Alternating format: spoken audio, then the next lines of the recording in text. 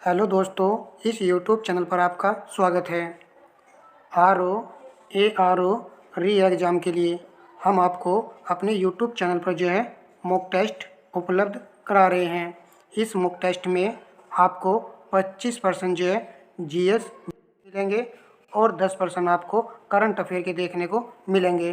Total 35% है और सभी पर्सन अच्छे होते हैं। प्रत्येक सेट को ध्यान में रखते हुए ही नेक्स्ट क्लास उपलब्ध कराई जाती है। तो टेस्ट के तौर पर आप इस क्लास को वॉच कीजिएगा। चलिए क्लास को स्टार्ट करते हैं। प्रश्न नंबर 1, भारत के संदर्भ में निम्नलिखित कथनों में से कौन सा कथन असत्य है? असत्य कथन का चयन करना है।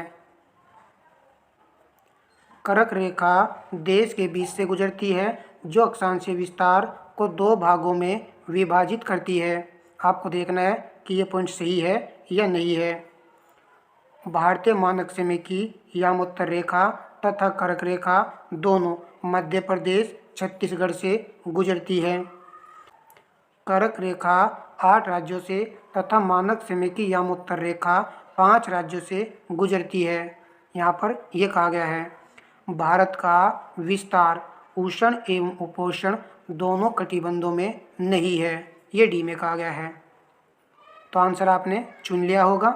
डी यहाँ पर राइट आंसर होगा क्योंकि ये कथन असत्य है। इतना होना चाहिए था भारत का विस्तार उष्ण एवं उपोष्ण दोनों कटिबंधों में है। यहाँ पर नहीं लगा है, ये गलत है। काफ़ी अच्छा प्रश्न है। आप जानते हो कि कर्क रेखा भारत के बीच से होकर गुजरती है, तो सही पॉइंट दिया गया है। और भारत की मानक समय यामोत्तर रेखा और कर्क रेखा मध्य प्रदेश एवं छत्तीसगढ़ दोनों से ही गुजरती है। बाकी आप सभी पॉइंट जानते ही हो। तो डी यहाँ पर सही आंसर था। प्रश्न नंबर 2 है, जाफरान देसी केसर की कृषि के लिए प्रसिद्ध है। किस प्रकार की मिट्टी में जाफरान की खेती की जाती है? ऑप्शन ए यहाँ पर राइट आंसर होगा, करेवा।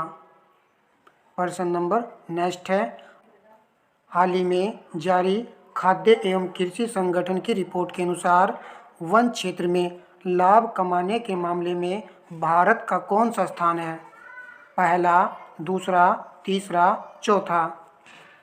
यदि आपने सी चुना है तो सही है, तीसरा स्थान है। खाद्य एवं कृषि संगठन की रिपोर्ट जो कि हाल ही में जारी की गई है, भारत अब 3 देशों में शामिल हो चुका है। पहले स्थान पर जो देश है वो चीन है और दूसरे नंबर पर आपका ऑस्ट्रेलिया देश है और तीसरे नंबर पर आया है अपना भारत का नंबर। तो भारत की रैंक आपको याद कर लेनी है। यहाँ पर वन क्षेत्र की बढ़ोतरी देखने को मिली है इन तीनों ही कंट्री में। तो भारत शामिल हो चुका है तीसरे नंबर की कैटेगरी में। प्रश्न नंबर 4, हाल ही में तरंग शक्ति अभ्यास के पहले चरण का आयोजन कहाँ किया गया है? इम्पोर्टेंट है, पहले चरण का आयोजन कहाँ किया गया है? ऑप्शन ए राइट आंसर होगा, तमिलनाडु में। और दूसरा चरण इसका राजस्थान में किया जाएगा, जो कि ये भी हो चुका है। प्रश्न नंबर 5 है, निम्नलिखित में से कौन सुमेलित नहीं है? बेलाडीला लौह एक्स दिया गया है, अधात्विक खनिज सीसा दिया गया है और लौह एक्स समृद्ध भंडार धारवाड़ समूह दिया गया है। गोंडवाना सेल समूह 99% से अधिक कोयला यहाँ से प्राप्त होता है, ये इसमें कहा गया है। ऑप्शन बी राइट आंसर होगा। सीसा यहाँ पर जो दिया गया है ये धात्विक खनिज होता है, न कि अधात्विक। याद कर लीजिए, सीसा धात्विक खनिज के अंतर्गत आता है। अन्य सभी पॉइंट यहाँ पर सही लिखे हुए हैं। प्रश्न नंबर 6 है, निम्नलिखित में से कौन सा कथन सही सुमेलित नहीं है? ध्यान से पढ़िएगा। सिंगरौली, रिहंद, टांडा, मेजा उत्तर प्रदेश की कोयला आधारित तापीय परियोजनाएं है। यूपी स्पेशल में मैंने आपको ये पॉइंट करा दिया है। तो पहले वाला पॉइंट यहाँ पर बिल्कुल सही है। कांटी, नबीनगर, बरौनी, कहलगांव बिहार की कोयला आधारित परियोजनाएं हैं। आपको विचार करना है क्या ये बिहार की ही कोयला आधारित परियोजनाएं हैं? दादरी, औरैया उत्तर प्रदेश की गैस आधारित परियोजना है। ये पॉइंट भी आप जानते हो, तो सही हो चुका है। कवास, झानोर गंदार गुजरात की कोयला आधारित परियोजनाएं हैं। तो यहाँ पर आपको ए पता है और सी पता है, बी और डी में आंसर है। डी राइट आंसर होगा। कवास झानोर गंदार गुजरात की कोयला आधारित परियोजनाएं हैं। ये कोयला आधारित परियोजना नहीं है, ये गैस आधारित परियोजनाएं हैं। देख लीजिए, आपने यदि आंसर डी चुना है तो सही है, यदि बी चुना है तो गलत है। कितने आप तैयार हो ये आपको देख लेना है। ये वाला पॉइंट एग्जाम में आया था। कहरगांव बिहार की कोयला आधारित परियोजनाएं हैं। याद कीजिए, पर्सन जो दे के यहीं से उठा लिया गया है। ये कहलगांव बिहार की कोयला आधारित परियोजना है। बरौनी आप जानते ही हो कि बिहार में है। कांटी और नबीनगर इसको याद कर लेना है कि ये कोयला आधारित परियोजनाएं हैं। काफ़ी अच्छा पर्सन था ये। चलिए नेक्स्ट पर्सन देखिए, हम प्रत्येक क्लास में अच्छे अच्छे पर्सन सेलेक्ट कर रहे हैं। हाल ही में केंद्र सरकार ने किस राज्य की विधानसभा के लिए अनुसूचित जनजाति के लिए सीटें आरक्षित करने के लिए लोकसभा में एक विधेयक पेश किया है? गोवा, असम, मणिपुर, सिक्किम। तो ये राइट आंसर होगा गोवा ने। नेक्स्ट पर्सन देखिए, हाल ही में विश्व धरोहर समिति की 46वें सत्र का आयोजन कहाँ किया गया है? इम्पोर्टेंट पर्सन है। इसका आयोजन किया गया है नई दिल्ली में। ऑप्शन सी राइट आंसर है। विश्व धरोहर समिति के 46वें सत्र का आयोजन किया गया था नई दिल्ली में। इसकी डेट याद कर लीजिए, 21 से 31 जुलाई 2024।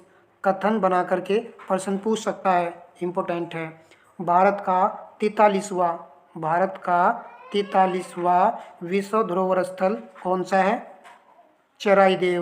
चराई देव पूछा जा सकता है एग्जाम में। मोई दमस ये आएगा। और ये किस राज्य में है? असम राज्य में है। इस प्रकार आपको अपनी जीके को तैयार कर लेना है। तो सी यहाँ पर राइट था। प्रश्न कैसे भी बने परंतु लग जाना चाहिए एग्जाम में। इस तरीके से आपको तैयारी करनी है। निम्नलिखित सागरों का पूर्व से पश्चिम सही क्रम है। पूर्व से पश्चिम का सही क्रम बताना है इन सागरों का। तो प्रीवियस ईयर का क्वेश्चन है, गलत नहीं करना है। यदि आप प्रश्न नंबर 10 है, रोगुन तथा नुरेक बांध स्थित है। रोगुन तथा नुरेक बांध स्थित है। तो ये स्थित है तजाकिस्तान में। ऑप्शन यहाँ पर सही आंसर होगा। प्रश्न नंबर 11 है, निम्नलिखित में से कौन सही सुमेलित नहीं है? चलियान बीसक धातु और सैन्य मशीनरी उद्योग दिया गया है। गलास्को पोत निर्माण उद्योग दिया गया है। ओसाका कांच निर्माण उद्योग दिया गया है। नगोया सूती वस्त्र तथा ऑटोमोबाइल्स उद्योग दिया गया है। तो आसान था, सी राइट आंसर होगा। ओसाका जो कि जापान में है और ये सूती वस्त्र उद्योग के लिए प्रसिद्ध है। चलिए, नगोया भी जापान में ही है और सूती वस्त्र उद्योग के साथ साथ में ऑटोमोबाइल उद्योग के लिए भी ये प्रसिद्ध स्थान है। प्रश्न नंबर लगाते हैं 12, भारतीय एग्जिम बैंक का मुख्यालय कहाँ स्थित है? ऑप्शन ए राइट आंसर होगा, मुंबई में। भारतीय एग्जिम बैंक की स्थापना कब की गई थी? ये भी याद कर लीजिए, सन 1982 ईस्वी में। प्रश्न नंबर 13 है, भारत के वर्ष 2024-25 के बजट का आकार कितना है? 2024-25 में बजट का आकार कितना है? तो डी यहाँ पर राइट आंसर होगा। देख लीजिए, 48, 20, 512 करोड़। कैसे भी करके याद कर लीजिए, 48,20,512 करोड़ रुपए। और प्यारे दोस्तों, सभी को वीडियो को लाइक करना है और शेयर करना है। देखिए, लाइक जितना करोगे, जितना शेयर करोगे, इतना ही हमको मोटिवेशन मिलेगा और लास्ट समय में हम आपको अच्छे से अच्छे प्रश्न उपलब्ध कराते हुए चलेंगे। यदि भारत के प्रधानमंत्री संसद के उच्च सदन के सदस्य हैं तो देखिए यहाँ पर कौन सा कथन सही होगा। वे अविश्वास प्रस्ताव की स्थिति में अपने पक्ष में वोट नहीं देंगे। तो यही यहाँ पर सत्य है, आगे देखने की आवश्यकता नहीं है। ए ऑप्शन राइट है। प्रश्न नंबर 15 है, नीचे दो कथन दिए गए हैं, एक को अभिकथन ए तथा दूसरे को कारण आर कहा गया है। अभिकथन ए को देख लीजिए यहाँ पर, राज्यसभा का विघटन नहीं होता है, तो बिल्कुल सही बात है, नहीं होता है।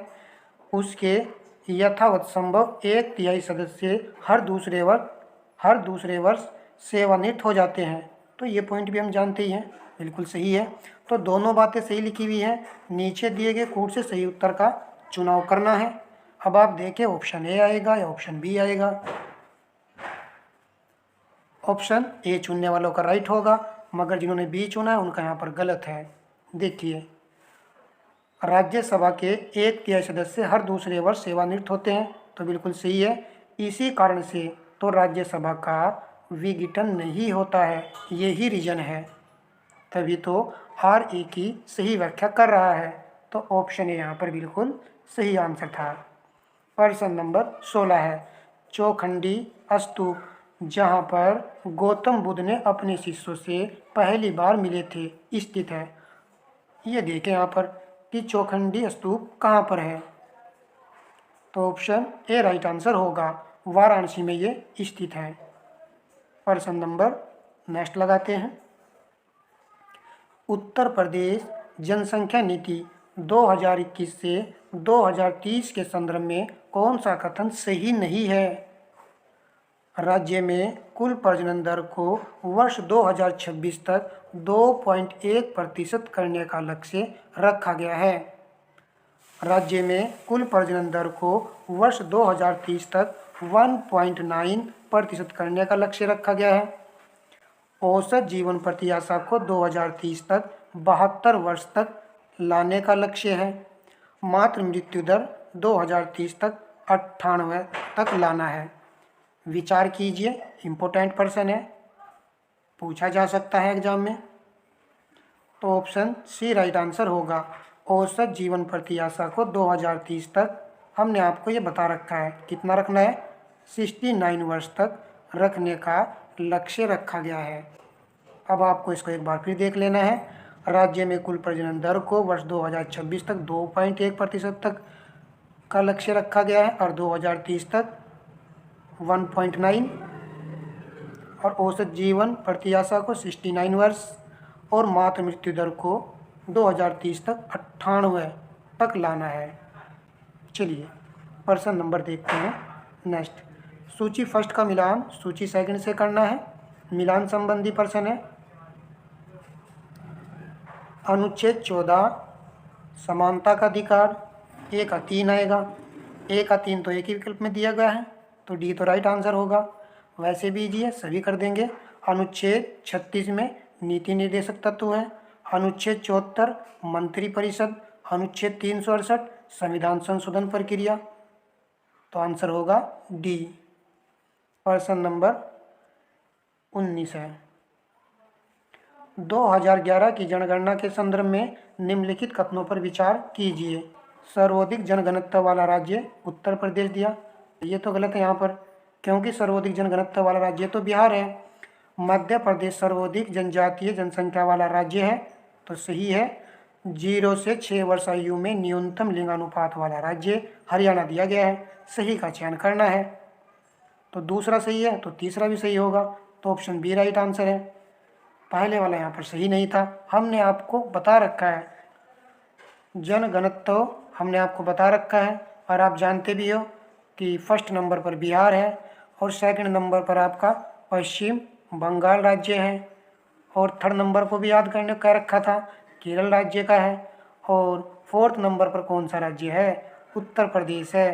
कई बार ये पूछा गया है कि जनघनत्व के मामले में उत्तर प्रदेश का कौन सा स्थान है, हमने आपको यूपी स्पेशल में करा था कि चौथा स्थान है। देखिए अच्छे से आपका यहाँ पर रिवीजन भी हो रहा है। चलिए प्रश्न नंबर नेक्स्ट लगाइए। जुलाई 2024 में उत्तर प्रदेश सरकार द्वारा किस जिले में स्थित सलखन जीवाश्म पार्क को यूनेस्को की विश्व धरोहर सूची में शामिल करने का प्रस्ताव रखा गया है। ऑप्शन बी राइट आंसर होगा सोनभद्र। अब आपको याद कर लेना है कि सलखन जीवाश्म पार्क ये कहाँ पर है? सोनभद्र में है। चलिए प्रश्न नंबर लगाते हैं 21। मिलान संबंधी प्रश्न है। सूची फर्स्ट का मिलान सूची सेकंड से कीजिए। ऋग्वेद के मंडल है और रचयिता यहाँ पर दिए गए हैं। थोड़ा सा लॉजिक वाला प्रश्न है परंतु याद कर लेना है, क्या पता पूछ ले। तृतीय मंडल के रचयिता कौन है? विश्वामित्र हैं। एक आचार आएगा, एक आचार देख लीजिए, ऑप्शन ए में है तो ए हमारा राइट आंसर होगा। चतुर्थ मंडल वामदेव आएगा और पंचमंडल के रचयिता अत्रि हैं। षष्ठम मंडल के रचयिता भारद्वाज हैं। अब यहाँ पर आपको या तो स्क्रीनशॉट ले लेना है या फिर कोई भी पॉइंट आपको अच्छा लगे उसको नोट कर सकते हो। तृतीय मंडल के रचयिता विश्वामित्र हैं तो तृतीय मंडल पर विश्वास आपको ज़्यादा है। एक आध और याद कर लीजिए। षष्ठ मंडल भारद्वाज। चलिए प्रश्न नंबर देखते हैं 22। निम्नलिखित में से कौन सा युगम सुमेलित नहीं है? काला पगोड़ा कोणार्क का सूर्य मंदिर कन्फर्म है, सही है। सफेद पगोड़ा जगन्नाथ मंदिर दिया गया है। सप्त पगोड़ा मालमपुरम दिया गया है और शोर टेम्पल कर्नाटक दिया है। तो आंसर आपने चुन लिया होगा परंतु जैसे ही डी पर आए आंसर हमको पता चल चुका था। तो ये तो तमिलनाडु राज्य में है शोर टेम्पल। तो आपको याद कर लेना है यदि नहीं पता है ये वाला पॉइंट। सफेद पगोड़ा जगन्नाथ मंदिर को कहा जाता है या उसको पुकारा जाता है इस नाम से। प्रश्न नंबर नेक्स्ट है। निम्नलिखित में से कौन सा युगम सुमेलित नहीं है? दीवान अमीर कोही अलाउद्दीन खिलजी, दीवान मुस्तकराज अलाउद्दीन खिलजी, दीवान खैरात फिरोज शाह तुगलक, दीवान अर्ज बलवन। तो 23 का राइट आंसर होगा, आपने टिक कर दिया है, ए विकल्प सही है, दीवान अमीर कोही। इसकी स्थापना किसने की थी? मोहम्मद बिन तुगलक ने की थी। और जैसे कि आप सभी जानते हो कि दीवान अर्ज क्या है? एक सैन्य विभाग था जिसकी स्थापना बलवन ने की थी। अन्य पॉइंट भी आप जानते ही हो। चलिए प्रश्न नंबर 24 देख लेते हैं। निम्नलिखित कथनों पर विचार कीजिए। सम्मित आयु अधिनियम 1891 में पारित किया गया। इसमें 12 वर्ष से कम आयु की कन्याओं के विवाह पर प्रतिबंध लगा दिया गया। इस अधिनियम को बाल गंगाधर तिलक ने समर्थन दिया। सही का चयन करना है। तो ऑप्शन डी चुनने वाले विद्यार्थियों का राइट आंसर होगा। अब आप देखिए सम्मित आयु अधिनियम ये एग्जाम में पूछा गया था और हमको वहाँ पर इसका सन बताना था 1891 में। देखिए पढ़ना उसी को कहते हैं, पॉइंट टू पॉइंट समझना है, ऐसे नहीं कि आंसर लगाया और आगे बढ़ गए। सही पढ़िएगा ताकि एग्जाम में प्रश्न आए तो लग जाए। चलिए प्रश्न नंबर हम देखते हैं 25। उत्तर प्रदेश में बाजरा किस माह में बोया जाता है? तो बाजरा को बोया जाता है मई जून में। डी आपका सही आंसर है। प्रश्न नंबर देखते हैं 26। निम्न युग्मों में से कौन सा सुमेलित नहीं है? मेला या उत्सव का नाम दिया गया है, स्थान दिया गया है। कबीर मेला, मगरहर, संत कबीर नगर दिया गया है। थोड़ा सा मैच हो रहा है तो सही मान लेते हैं। रामायण मेला चित्रकूट, ढाई घाट मेला बलरामपुर, बेरिया घाट मेला हरदोई। तो रामायण मेला को भी सही मान लीजिए, चित्रकूट। सी और डी में आंसर है तो सी यहाँ पर राइट आंसर होगा। ढाई घाट मेला ये कहाँ पर है? ये आपका शाहजहाँपुर में है। शाहजहाँपुर में है ढाई घाट मेला। और बेरिया घाट मेला हरदोई, इसको भी याद कर लीजिए। नेक्स्ट प्रश्न देखिए।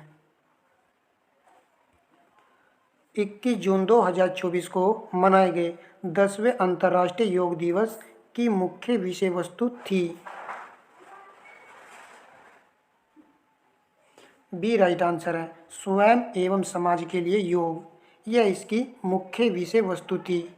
21 जून को मनाया जाता है अंतर्राष्ट्रीय योग दिवस।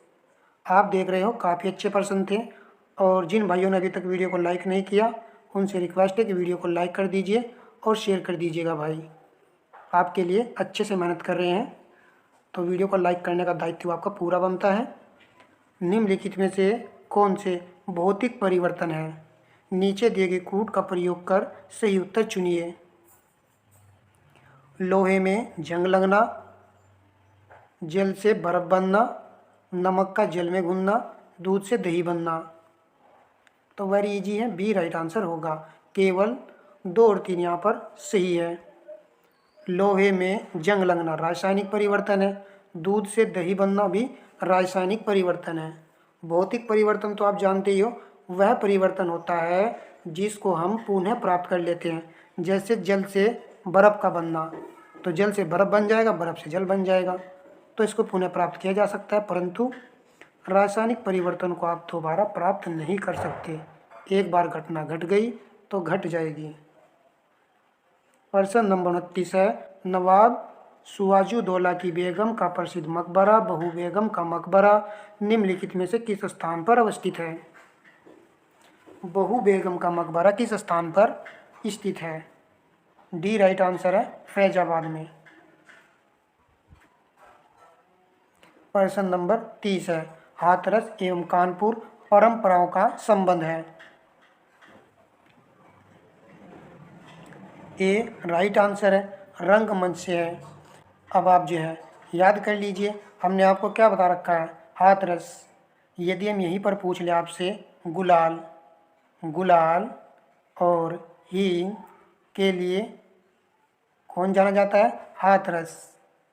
तो हाथ में जो है गुलाल है, रंग है, तो रंगमंच आ जाएगा। ऐसे याद कर लीजिएगा। भैया याद तो आप ही को करना पड़ेगा ढंग से। प्रश्न नंबर 31 है, निम्नलिखित में से कौन सा युग्म सुमेलित नहीं है? योजना और प्रारंभ वर्ष। तो योजना से प्रश्न एग्जाम में बना था, बिल्कुल भाई बना था। तो पीएम जन आरोग्य योजना 2018 दिया गया है। समेकित बाल विकास सेवाएं 1970 दिया गया है। राष्ट्रीय ग्रामीण स्वास्थ्य मिशन, ये याद रहता है, बिल्कुल सही है, 2005।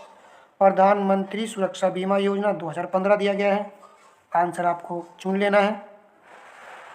तो बी चुनने वालों का सही होगा, समेकित बाल विकास सेवाएं के लिए आएगा, वर्ष 1975 में इसको प्रारंभ किया गया था। अब ये प्रश्न एक सेट में आया था, प्रधानमंत्री सुरक्षा बीमा योजना याद कर लेना है, 2015 सुरक्षा मिलेगी आपको 2015 में। अब आप देख रहे होंगे काफ़ी अच्छे प्रश्न हमने इस वीडियो में लिए हैं। इसी तरह की क्लासें देखने के लिए आपको चैनल को सब्सक्राइब कर लेना चाहिए। प्रश्न नंबर 32, विश्व प्रेस स्वतंत्रता दिवस प्रतिवर्ष मनाया जाता है? तो ऑप्शन बी राइट आंसर होगा, 3 मई को। प्रश्न नंबर 34 है, विश्व खाद्य सुरक्षा दिवस 2024 निम्नलिखित में से किस तिथि को मनाया जाता है? अच्छा प्रश्न है, इम्पोर्टेंट। तो सी राइट आंसर होगा, 7 जून को मनाया जाता है विश्व खाद्य सुरक्षा दिवस। प्रश्न नंबर 34 है, निम्नलिखित में से किस टीम ने महिला प्रीमियम लीग 2024 का खिताब जीता है? तो मैच का प्रश्न है, तो ये तो विद्यार्थियों को याद ही रहता है। सी राइट आंसर होगा, रॉयल चैलेंजर्स बेंगलोर। प्रश्न नंबर 35 है, तो वीडियो का लास्ट और अंतिम प्रश्न है। एक बार फिर आपसे रिक्वेस्ट की जा रही है, सेशन आपको जरूर पसंद आया होगा तो वीडियो को लाइक करना है और शेयर करना है। और भाई घटना चक्र से हम आपको साइंस के क्वेश्चन भी उपलब्ध करा रहे हैं, जिनका आपको रिवीजन करना चाहिए। फर्स्ट क्लास हमने आपको दे दी है, सेकंड क्लास भी दे दी है, क्योंकि आपका रिस्पॉन्स अच्छा था, इसलिए हम आपको रिवीजन पॉइंट के हिसाब से अच्छे प्रश्न जो उपलब्ध करा रहे हैं, उनको आपको जरूर वॉच करना चाहिए। देख लीजिए इस प्रश्न को भी। हाल ही में भारत के निम्नलिखित में से किस शहर में विश्व की पहली वैदिक घड़ी की स्थापना की गई है? तो डी राइट आंसर होगा, उज्जैन में। चलिए दोस्तों, यहीं तक प्रश्न थे। धन्यवाद।